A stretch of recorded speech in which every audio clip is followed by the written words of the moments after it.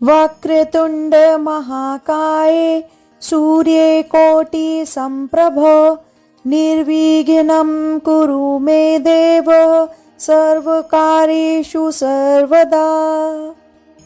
ओम श्री गणेशाय नमः। श्रोताओं, स्वागत है आपका अपने चैनल ज्योति ज्योत में। आप सभी का हमारी कथाओं को इतना प्यार से सुनने के लिए, उन्हें लाइक और प्यारे प्यारे कमेंट्स करने के लिए बहुत बहुत धन्यवाद। आज आप सुनेंगे पौष मास महात्म्य का अध्याय 13। आज आप सुनिए भगवान श्री गणेश जी और परशुराम जी के विवाद का वर्णन। जब परशुराम जी द्वार के अंदर जाने लगे तब गणेश जी ने उन्हें रोकने का प्रयास किया। तब परशुराम जी ने कहा, भाई, मैं ईश्वर को प्रणाम करने के लिए अंतपुर में जाऊंगा और भक्ति पूर्वक माता पार्वती जी को नमस्कार करके तुरंत ही घर को लौट आऊंगा। जो सगुण निर्गुण भक्तों के लिए अनुग्रह के मूर्त रूप, सत्य, दीन बंधु, आत्मा में रमण करने वाले भक्त वत्स और समदर्शी हैं, जिनसे मैंने नाना प्रकार की विधाओं और अनेक प्रकार के परम दुर्लभ शास्त्रों को प्राप्त किया है, उन जगदीश्वर गुरु के इस समय में दर्शन करना चाहता हूँ। ऐसा कहकर परशुराम जी गणपति जी के आगे खड़े हो गए। इस पर श्री गणेश जी ने उनको बहुत तरह से समझाया कि इस समय भगवान शंकर और माता अंतपुर में हैं, आपको वहां नहीं जाना चाहिए। पर परशुराम जी हट करते ही रहे। उन्होंने अनेकों युक्तियों के द्वारा अपना अंदर जाना निर्दोष बताया। यूं परस्पर दोनों में वाद विवाद होता रहा। तब गणेश जी विनय पूर्वक ही परशुराम जी को रोकते रहे, पर जब परशुराम जी ने बलपूर्वक जाना चाहा तो गणेश जी ने रोक दिया। तब परस्पर में वाग युद्ध और कतार होने लगा। अंत में परशुराम ने गणेश जी पर अपना फरसा उठा लिया। तब कार्तिकेय जी ने बीच में आकर उन्हें समझाया। परशुराम ने गणेश जी को धक्का दे दिया और वे गिर पड़े। फिर उठकर उन्होंने परशुराम जी को फटकारा। इस पर परशुराम ने पुनः कुठार उठा लिया। तब गणेश जी ने अपनी सूंड को बहुत लंबा कर लिया और उसमें परशुराम को लपेट लिया। वे घुमाने लगे जैसे छोटी से सांप को गरुड़ ऊपर उठा लेता है। वैसे ही अपने योग बल से शिव पुत्र गणेश जी ने उनको उठाकर संभवित कर दिया और सप्तद्वीप, सप्त पर्वत, सप्त सागर, भूलोक, जनलोक, तपोलोक, ध्रुवलोक, शंभुलोक उनको दिखा दिए। तद उन्हें गंभीर समुद्र में फेंक दिया। जब वे तैरने लगे तो पुनः पकड़कर उठा लिया और घुमाते हुए बैकुंठ दिखाकर फिर गोलोक धाम में भगवान श्री कृष्ण के दर्शन कराए। उस समय भगवान रत्न भरण से विभूषित होकर रत्न निर्मित सिंहासन पर आसीन थे। राधा जी ने उनके वश स्थल में सटी हुई थी और तेज से वे करोड़ों सूर्य के समान प्रभावशाली थे। उनकी 2 भुजाएं थी, हाथ में मुरली शोभा पा रही थी, परम मनोहर रूप था और वे मंद मंद मुस्कुरा रहे थे। इस प्रकार श्री कृष्ण के दर्शन कराकर उनसे बारंबार प्रणाम कराया। यूं संपूर्ण पापों का पूर्णतः नाश कर देने वाले इष्ट देव श्री कृष्ण के दर्शन कराकर गणेश जी ने परशुराम जी के भ्रूण हत्या जनित पाप को दूर कर दिया। यूं तो पाप जनित यातनाएं भोगे बिना नष्ट नहीं होती, किंतु परशुराम जी को थोड़ी ही भोगनी पड़ी और सब श्री कृष्ण के दर्शन से नष्ट हो गई। क्षण भर के बाद परशुराम की चेतना लौट आई और वे वेग पूर्वक भूतल पर गिर पड़े। उस समय उनका गणेश जी के द्वारा किया गया स्तंभन भी दूर हो गया। तब उन्होंने अपने अनिष्ट देव श्री कृष्ण, अपने गुरु जगत गुरु शंभु तथा गुरु द्वारा दिए गए परम दुर्लभ स्त्रोत और कवच का स्मरण किया और मुने तद परशुराम जी ने अपने अमूक फरसे को, जिसकी प्रभा ग्रीष्म ऋतु के मध्याह्न कालिक सूर्य की प्रभा से 100 गुना थी और जो तेज में शिव के समान था, उसे गणेश पर चला दिया। पिता के उस अमोघ अस्त्र को आते देखकर स्वयं गणपति जी ने उसने बाएं दांत से पकड़ लिया और जो तेज में शिव के समान था उसे गणेश पर चला दिया। पिता के उस अमोघ अस्त्र को आते देखकर स्वयं गणपति जी ने उसे अपने बाएं दांत से पकड़ लिया, उस अस्त्र को व्यर्थ नहीं होने दिया। तब महादेव जी के बल से वह फरसा वेग पूर्वक गिरकर मूल सहित गणेश जी के दांत को काटकर पुनः परशुराम के हाथ में लौट आया। यह देखकर वीरभद्र, कार्तिकेय और क्षेत्रपाल आदि पार्षद तथा आकाश में देवगण महान भय से भीत होकर हाहाकार करने लगे। इधर वह दांत खून से सनकर शब्द करता हुआ भूमि पर गिर पड़ा, मानो गेरू से युक्त स्टफिक का पर्वत धराशायी हो गया हो। विप्र उस महान शब्द से भयभीत होकर पृथ्वी कांप उठी। सभी कैलाशवासी प्राणी उसी क्षण डर के मारे मूर्छित हो गए। उस समय निद्रा के स्वामी जगदीश्वर शिव की निद्रा भंग हो गई। वे घबराए हुए पार्वती के साथ अंतपुर से बाहर आए। मुनि उस समय गणेश जी घायल हो गए थे। उनका दांत टूट गया था और मुख रक्त से सरोबोर और वे लज्जित होकर मुस्कुराते हुए सिर झुकाए हुए थे। उन्हें उस दशा में सामने देखकर पार्वती ने शीघ्र ही स्कंद से पूछा, बेटा यह क्या बात है? तब स्कंद ने भयपूर्वक पूर्वापर का सारा वृतांत उनसे कह सुनाया। उसे सुनकर दुर्गा जी को क्रोध आ गया। वे कृपा पर प्रवश होकर रोने लगी और शंभू के सामने अपने पुत्र गणेश को हृदय से लगाकर बोली। सती साध्वी पार्वती ने शोक के कारण डरकर विनय पूर्वक शंभू को समझाया और फिर प्रणत होकर प्रणत की पीड़ा हरने वाले अपने पति देव से कहने लगी। पार्वती जी ने कहा, प्रभु जगत के सभी लोग शंकर की किंकरी मुझ दया को जानते हैं कि यह अपेक्षा रहित दासी है, उसका जीवन व्यर्थ है, परंतु ईश्वर के लिए ऋण से लेकर पर्वत पर्यंत सभी जातियां समान हैं। अतः दासी पुत्र गणेश और आपके शिष्य परशुराम, इन दोनों में किसका दोष है, इस पर विचार करना उचित है, क्योंकि मेरा धर्म जीत के और पार्षदगण इसके साक्षी हैं। भला गवाही के काम में झूठ कौन कहेगा? साथ ही यह दोनों भाई इन दोनों के लिए समान हैं। यूं तो निर्णय के अवसर पर गवाही देते समय सत्पुरुषों के लिए शत्रु और मित्र समान हो जाते हैं, अर्थात उनकी पक्षपात की भावना नहीं रहती, क्योंकि जो गवाह गवाही के विषय को ठीक ठीक जानते हुए भी सभा में काम, क्रोध, लोभ अथवा भय के कारण झूठी गवाही देता है, वह अपनी 100 पीढ़ियों को नरक में गिराकर स्वयं भी कुंभीपाक नरक में जाता है। यद्यपि मैं इन दोनों को समझाने तथा इसका निर्णय करने में समर्थ हूँ, फिर भी आपके समक्ष मेरा आज्ञा देना श्रुति में निंद कहा गया है। प्रभु, सभा में राजा के वर्तमान रहती वृत्तियों की प्रभा का उसी प्रकार मूल्य नहीं होता जैसे सूर्य के उदय होने पर पृथ्वी पर जुगन की कोई गणना नहीं होती। सदा परित्याग से भय से डरी हुई मैंने चिरकाल तक तपस्या करके आपके चरण कमलों को पाया है। अतः जगन्नाथ, दारुण पुत्र स्नेह के कारण क्रोध, शोक और मोह के वशीभूत होकर मैंने जो कुछ कहा है उसे क्षमा कीजिए। यदि आपने मेरा परित्याग कर दिया तो उस पुत्र से क्या लाभ, क्योंकि उत्तम कुल में उत्पन्न हुई पतिव्रता नारी के लिए पति 100 पुत्रों से बढ़कर है। जो नारी नीच कुल में उत्पन्न दुष्ट स्वभाव वाली, ज्ञानहीन और माता पिता के दोष से निंदित होती है, वह अपने पति को नहीं मानती। उत्तम कुल में पैदा हुई स्त्री अपने निगपतित, मूर्ख, दरिद्र, रोगी तथा जड़ पति को भी सदा विष्णु के समान समझती है। समस्त तेजस्विनी में श्रेष्ठ अग्नि और सूर्य पतिव्रता के तेज की 16वीं कला की समानता नहीं कर सकते। महादान, पुण्य प्रद, व्रत, उपवास और तप, ये सभी पति सेवा के समय अंश की समता करने के योग्य नहीं है। उत्तम कुल में जन्म लेने वाली स्त्रियों के लिए चाहे पुत्र हो, पिता हो अथवा सहोदर, भाई हो, कोई भी पति के समान नहीं होता। स्वामी से इतना कहकर दुर्गा जी ने अपने सामने परशुराम को देखा, जो निर्भय होकर शंभू के चरण कमलों की सेवा कर रहे थे। तब पार्वती ने उनसे बोला, हे महाभाग राम, तुम ब्रह्म वंश में उत्पन्न हुए हो। तुम्हारी बुद्धि सत का ना करने वाली है।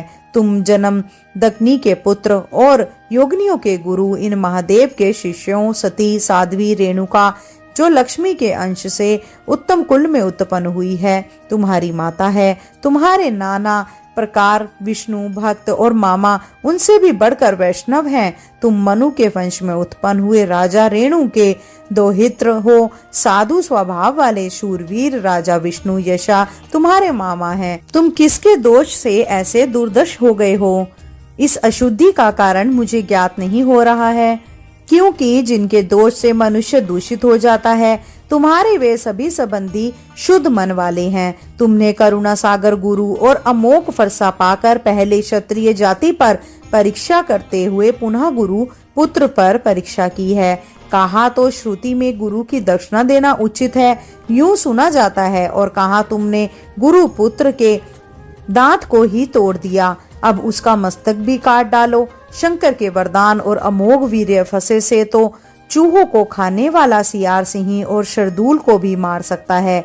जितेंद्रिय पुरुषों में श्रेष्ठ गणेश तुम्हारे जैसे लाखों करोड़ों जंतुओं को मार डालने की शक्ति रखता है, परंतु वह मक्खी का हाथ नहीं उठाता। श्री कृष्ण के अंश से उत्पन्न हुआ यह गणेश तेज में श्री कृष्ण के ही समान है।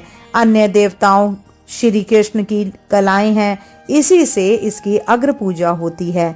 ऐसा कहकर पार्वती जी क्रोधवश उस परशुराम को मारने के लिए उद्यत हो गई। तब परशुराम ने मन ही मन गुरु को प्रणाम करके अपने इष्ट देव श्री कृष्ण का ध्यान किया। इतने में ही दुर्गा जी ने अपने सामने एक अत्यंत बड़े ब्राह्मण बालक को उपस्थित देखा। उसकी कांति करोड़ों सूर्य के समान थी। उसके स्वच्छ थे और वह शुक्ल वस्त्र, शुक्ल यज्ञ, पवित्र दंड, छत्र और ललाट पर उज्जवल तिलक धारण किए हुए था। उसके गले में तुलसी की माला थी। उसका रूप परम मनोहर था। मुख पर मंद मुस्कान थी और वह रत्नों की बाबबंद कंकण और रत्नमाला से विभूषित था। वह भक्तों का ईश और भक्त वत्सल था और भक्तों को बाएं हाथ से स्थिर मुद्रा और दाहिने हाथ से अभय मुद्रा दिखा रहा था। उसके साथ नगर के हंसते हुए बालक और बालिकाओं का समूह था और कैलाशवासी आबावृद्ध सभी उसकी ओर हर्षपूर्वक देख रहे थे। उस बालक को देखकर पुत्रों तथा वृत्य सहित शंभु ने घबराकर भक्ति पूर्वक सिर झुकाकर प्रणाम किया। इसके बाद दुर्गा जी ने दंड की भांति पृथ्वी पर लेटकर नमस्कार किया। तब बालक ने सबको अभीष्ट प्रद आशीर्वाद दिया। उसे देखकर सभी बालक भय के कारण महान आश्चर्य में पड़ गए। फिर शिव जी ने भक्ति पूर्वक उसे षंड उपचार समर्पित करके उस परिपूर्णम की वेदोक्त विधि से पूजा की और फिर सिर झुकाकर काव्य शाखा में कहे हुए स्तोत्र के द्वारा उन सनातन भगवान की स्तुति की। उस समय उनके स्वर्ग में रोमान छू आया था। पुनः जो रत्न सिंहासन पर आसीन थे और अपने उत्कृष्ट तेज से जिन्होंने सबको आच्छादित कर रखा था, उन वामन भगवान से स्वयं शंकर जी कहने लगे। शंकर जी ने कहा, ब्राह्मण जो आत्म राम है उनके विषय में कुशल प्रश्न करना अत्यंत विडंबना की बात है, क्योंकि वे स्वयं कुशल के आधार और कुशल अकुशल के प्रदाता हैं। श्री कृष्ण की सेवा के प्रलोभ से आज आप जो मुझे अतिथि रूप में प्राप्त हुए हैं, इससे मेरा जन्म सफल और जीवन धन्य हो गया। कृपया सागर परिपूर्णम श्री कृष्ण लोगों के उद्धार के लिए पुण्य क्षेत्र भारत में अपनी कला से अवती हुए हैं। जिसने अतिथि का आदर सत्कार किया है, उसने मानो संपूर्ण देवताओं की पूजा कर ली, क्योंकि जिस पर अतिथि प्रसन्न हो जाता है उस पर स्वयं श्री हरि प्रसन्न हो जाते हैं। समस्त तीर्थों में स्नान करने से, सर्वस्व दान करने से, सभी प्रकार के व्रत उपवास से, संपूर्ण यज्ञों में दीक्षा ग्रहण करने से, सभी प्रकार की तपस्याओं से और कर्म अनुष्ठानों से जो फल प्राप्त होता है, वह अतिथि सेवा की 16वीं कला की समानता नहीं कर सकता। अतिथि जिसके ग्रह से निराश एवं रुष्ट होकर चला जाता है, उसका पुण्य निश्चय ही नष्ट हो जाता है। श्री नारायण भगवान नारद जी से कहते हैं कि शंकर जी के वचन सुनकर जगतपति स्वयं श्री हरि संतुष्ट हो गए और मेघ के समान गंभीर वाणी के द्वारा उनसे बोले। श्री विष्णु जी ने कहा, शिव जी, आप लोगों के कोलाहल को जानकर कृष्ण भक्त परशुराम की रक्षा करने के लिए इस समय मैं श्वेत द्वीप से आ रहा हूँ, क्योंकि इन कृष्ण भक्तों का कहीं अमंगल नहीं होता। गुरु के कोप के अतिरिक्त अन्य अवस्थाओं में मैं हाथ में चक्र लेकर उनकी रक्षा करता रहता हूँ। गुरु के रुष्ट होने पर मैं रक्षा नहीं करता, क्योंकि गुरु की अवहेलना बलवती होती है। जो गुरु की सेवा से हीन है, उससे बढ़कर पापी दूसरा कोई नहीं। अहो, जिसकी कृपा से मानव सब कुछ देखता है, वह पिता सबके लिए सबसे बढ़कर माननीय और पूजनीय होता है। वह मनुष्यों के जन्म देने के कारण, जनक रक्षा करने के कारण, पिता और विस्तीर्ण करने के कारण कला रूप से प्रजापति हैं। श्री कृष्ण ने बढ़कर दूसरा देवता कोई नहीं, गंगा के समान दूसरा तीर्थ नहीं, और तुलसी जी से उत्तम दूसरा पुष्प नहीं है। पृथ्वी से बढ़कर दूसरा क्षमावान नहीं है। पुत्र से बढ़कर इससे अधिक कोई प्रिय दूसरा नहीं है। देव से बढ़कर शक्ति नहीं है, और एकादशी से उत्तम कोई व्रत नहीं है। शालिग्राम से बढ़कर कोई यंत्र नहीं है। बाण से उत्तम क्षेत्र और पुण्य स्थलों में वृंदावन के समान पुण्य स्थान नहीं है। मोक्ष दयनी पुरियों में काशी और वैष्णव में शिव के समान दूसरा नहीं है। ना तो पार्वती से अधिक कोई पतिव्रता है, ना गणेश जी से उत्तम कोई जितेंद्रिय है। ना तो विद्या के समान कोई बंधु है, और ना गुरु से बढ़कर कोई अन्य पुरुष है। विद्या प्रदान करने वाले के पुत्र और पत्नी भी निसंदेह उसी के समान होते हैं। गुरु की स्त्री और पुत्र की परशुराम ने अवहेलना कर दी है, उसी का सर्जन करने के लिए मैं आपके घर आया हूँ। श्री नारायण कहते हैं, नारद, वहाँ भगवान विष्णु शिव से ऐसा कहकर दुर्गा जी को समझाते हुए सत्य के समरूप उत्तम वचन बोलने लगे। विष्णु जी ने कहा, देवी, मैं नीति युक्त वेद का तत्व रूप और परिणाम में सुखदायक वचन कहता हूँ। मेरे उस शुभ वचन को सुनो। हे देवी, आपके लिए जैसे गणेश और कार्तिकेय हैं, निसंदेह उसी प्रकार भृगुवंशी परशुराम भी हैं। सर्वज्ञ इनके प्रति तुम्हारे अथवा शंकर जी के स्नेह में भेदभाव नहीं है। अतः माते, सब पर विचार करके जैसा उचित हो वैसा करो। पुत्र के साथ पुत्र का यह विवाद तो द्वेव दोष से घटित हुआ है। भला देव को मिटाने के लिए कौन समर्थ हो सकता है, क्योंकि देव महाबली हैं। बसे देखो, तुम्हारे पुत्र का एक दंत नाम वेदों में विख्यात है। वराना ने सभी देव उसे नमस्कार करते हैं। ईश्वरी सामदेव में कहे हुए अपने पुत्र के नामा स्कट स्त्रोत को ध्यान देकर स्मरण करो। माते, वह उत्तम स्त्रोत संपूर्ण विघ्नों का नाशक है। माते, आपके पुत्र के गणेश एक दंत, हे रब, विघ्न नायक, लंबोदर, शूल, कर्ण, गज, वक्त, गुहा, ग्रज, ये 8 नाम हैं। इन 8 नामों का अर्थ सुनो। शिव प्रिय यह उत्तम स्त्रोत सभी स्त्रोतों का सारभूत अथवा संपूर्ण विघ्नों का निवारण करने वाला है। एक शब्द प्रधाना अर्थक है और दंत बलवाचक है। अतः जिनका बल सबसे बढ़कर है, उन एक दंत को मैं नमस्कार करता हूँ। हे दिनार्स वाचक और रम पालक का वाचक है, दिनों का पालन करने वाले हेरब को मैं शीश नवाता हूँ। विघ्न विपत्ति वाचक और नायक खंडनार्थ है। इस प्रकार जो विपत्ति के विनाशक हैं, उन विघ्न नायक को मैं अभिवादन करता हूँ।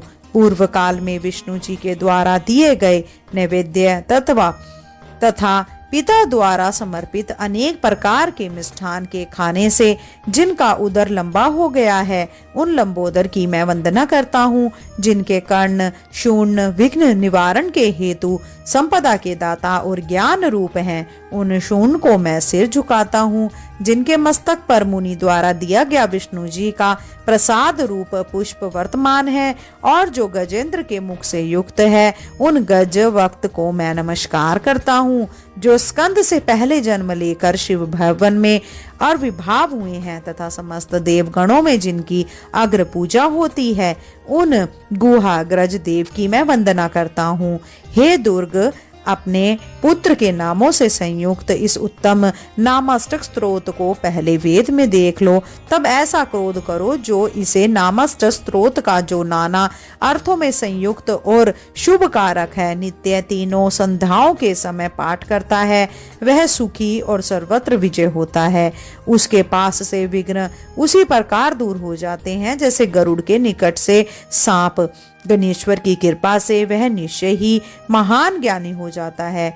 पुत्रा को पुत्र और पत्नी की कामना करने वाले को उत्तम स्त्री मिल जाती है तथा महामूर्ख निश्चय ही विद्वान और श्रेष्ठ कवि हो जाता है। आज का अध्याय यही समाप्त होता है। श्रोताओं, इसके आगे का वर्णन आप इसके अगले अध्याय में अवश्य सुनेंगे। मैं आशा करती हूँ मेरे द्वारा सुनाई गई यह कथा आपने आनंद पूर्वक सुनी होगी।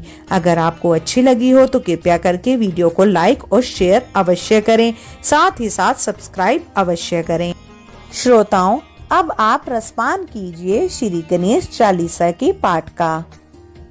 जय गणपति सद्गुण सदन, कविवर बदन कृपाल, विघ्न हरण मंगल करण, जय जय गिरजालाल।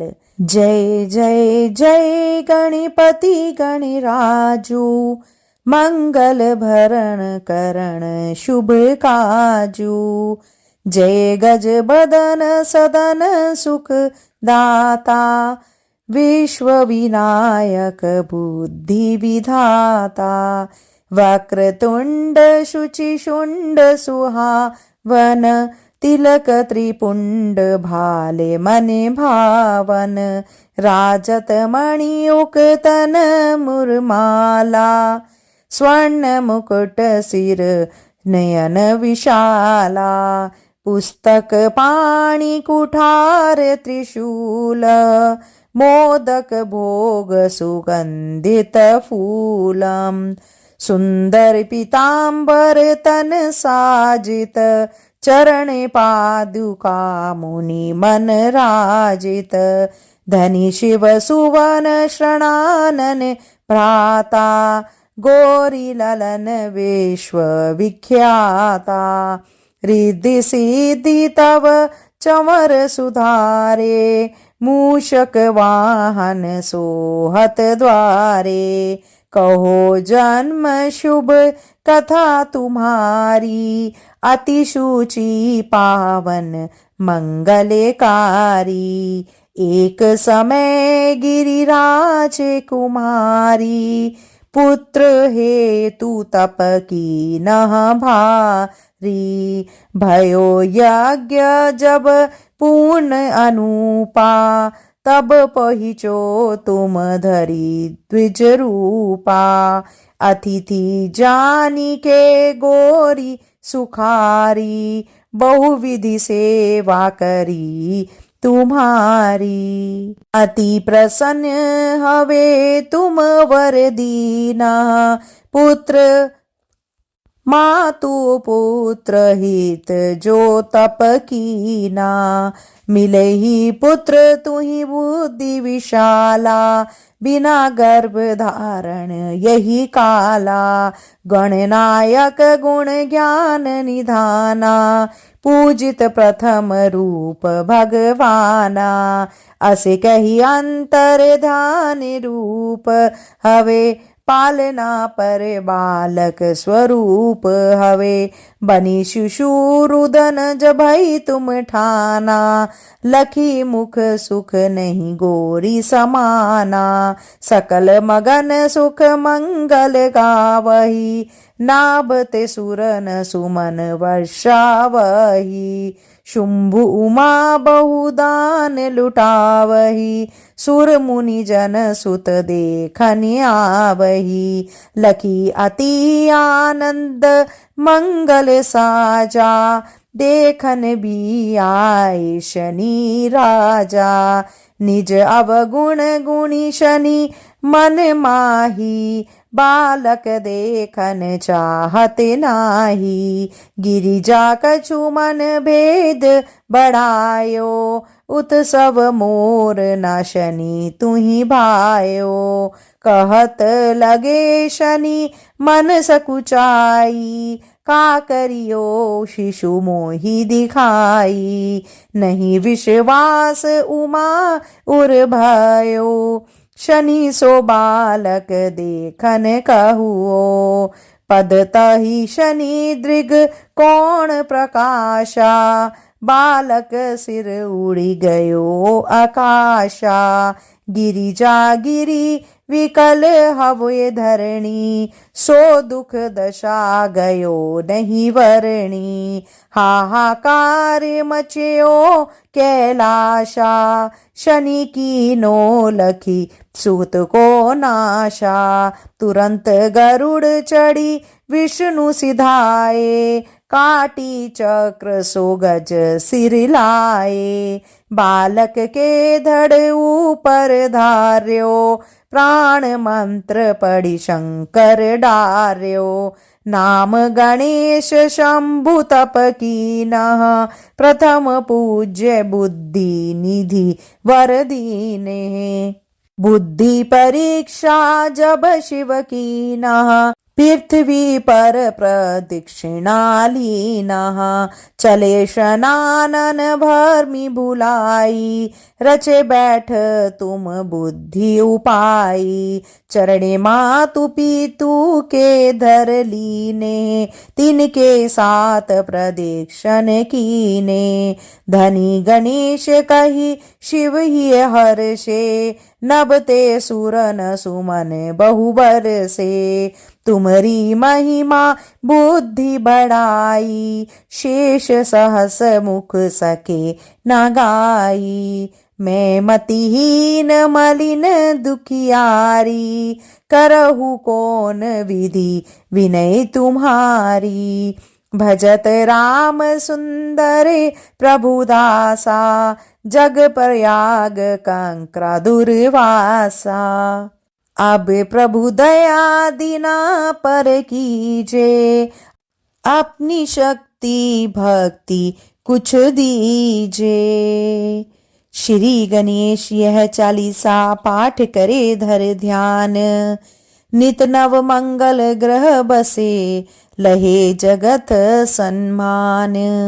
सबंध अपने सहस्त्र दश, ऋषि पश्चिमी दिनेश। पूर्ण चालीसा भयो, मंगल मूर्ति गणेश।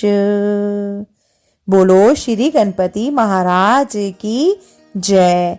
हे गणपति जी, इस कथा को सुनने वाले सभी श्रोताओं के मनोरथ पूर्ण करना, उनको स्वस्थ रखना, उनके घर में खुशहाली लाए सभी मनोरथ को पूरा करना। श्रोताओं, अगर आपने इन कथाओं का आनंद लिया हो तो कृपया करके वीडियो को लाइक और शेयर करें। इसी के साथ साथ अगर चैनल पे नए हैं तो कृपया करके सब्सक्राइब अवश्य कीजिए। आज के लिए इतना ही। शीघ्र मिलते हैं नई वीडियो नई जानकारी के साथ। जब तक के लिए जय श्री कृष्णा, राधे राधे।